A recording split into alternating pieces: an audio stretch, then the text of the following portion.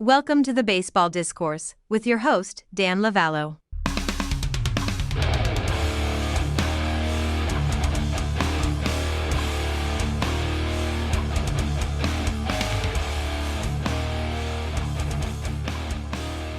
Good morning, everybody, and welcome to Day 2 of the Major League Baseball Wild Card Playoff Round. I'm putting this podcast together on the morning of October the 8th.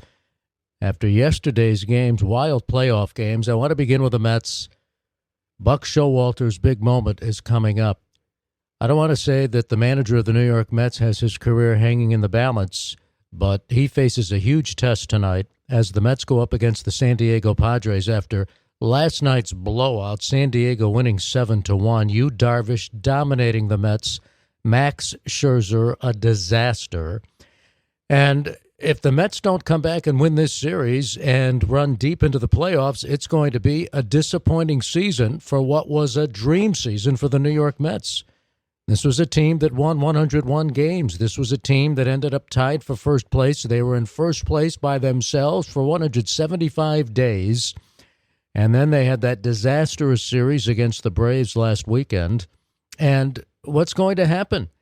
I mean, if the Mets do not win this series against San Diego, and particularly if they lose tonight, Saturday night, there are going to be a lot of critics of Buck Showalter, more than Jacob deGrom. I mean, it depends what deGrom does tonight. deGrom could go out and lose 1-0. He could go out and not survive the second inning. You don't know what's going to happen. But if the Mets do not advance, then the knives are going to be out for Showalter. Now, I'm not saying he'll get fired. He's got, a 3-year contract? But the critics will continue their statement he cannot win the big one. And this goes back to 1995 when he managed in the playoffs for the first time and lost in that wild card series to the divisional playoffs is what it was, but the Yankees were a wild card team that year, when they lost to the Seattle Mariners in 5 games after being up 2-0. And he will have to live with that reputation until he can take his team to the next level. I mean, the Mets were an embarrassment last night. Awful. Right from the get-go. Scherzer didn't have it. Now, to Showalter's credit, and this is where his veteran status comes in, he was very cool, very calm, very collected during the post-game press conference.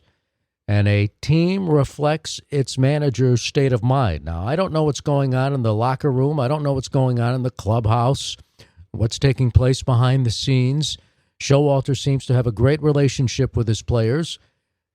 A manager has to appear as if he is not pressing the panic button.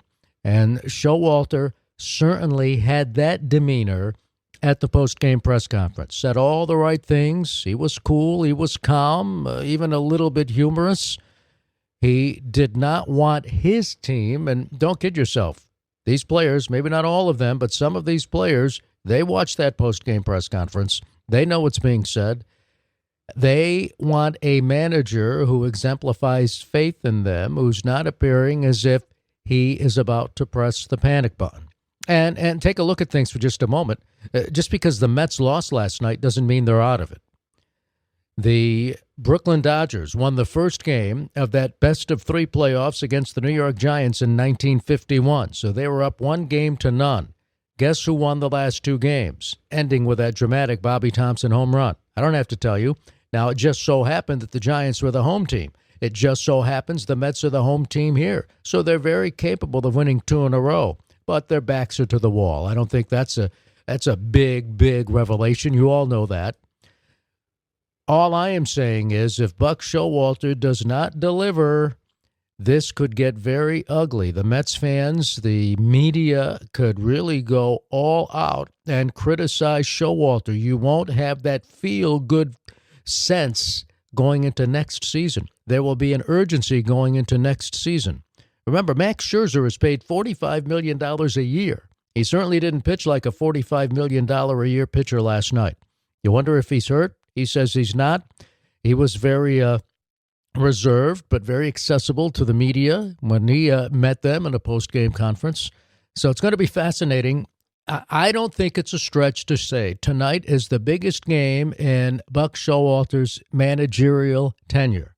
And if the Mets win tonight, then tomorrow night will be the biggest game in his managerial tenure. Unless he can get the Mets into the divisional round against the Los Angeles Dodgers, this season is going to be a disaster. Some will say it's going to be a disaster if the Mets don't make the World Series. I won't go that far, but I think it's fair to say it would be a disaster if they don't make it to the championship series round. So a huge, huge game, bigger for Buck Showalter than Jacob deGrom tonight when the Mets face the Padres. Very interesting. How about the Phillies yesterday? Scored 6 runs in the top of the 9th inning. They were trailing, 2-0 going to the top of the 9th against the Cardinals in St. Louis, and they erupt for 6 runs in the 9th. So now the Cards have their back to the wall. Bit of a surprise. Seattle Mariners, watch out for them. They could be the sleeper in all of this. And Luis Castillo is the reason, I think. The Mariners have solid starting pitching. It's more than just Castillo, but it's Castillo who sets the tone. And for those who said Seattle gave up too much to get Castillo, I don't think so. I mean, they traded for an ace, and then they locked him into a 5-year deal.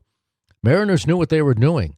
The Seattle Mariners, in fact, could be the sleeper in this postseason. Watch out for the Mariners. Tell you what, I mean, if you're the Yankees and somehow you manage to make it out of the divisional series into the championship series, should you beat Cleveland or Tampa Bay, then would you rather face Seattle or Houston? Both teams were dominant against the Yankees this season. And don't you think the Yankees, of course, they can't look ahead, but don't you think the Yankees weren't watching that performance by Castillo against the Blue Jays yesterday? So the Mariners could be the sleepers. Now it's the Blue Jays with their backs to the wall. No surprise, Cleveland beating Tampa Bay.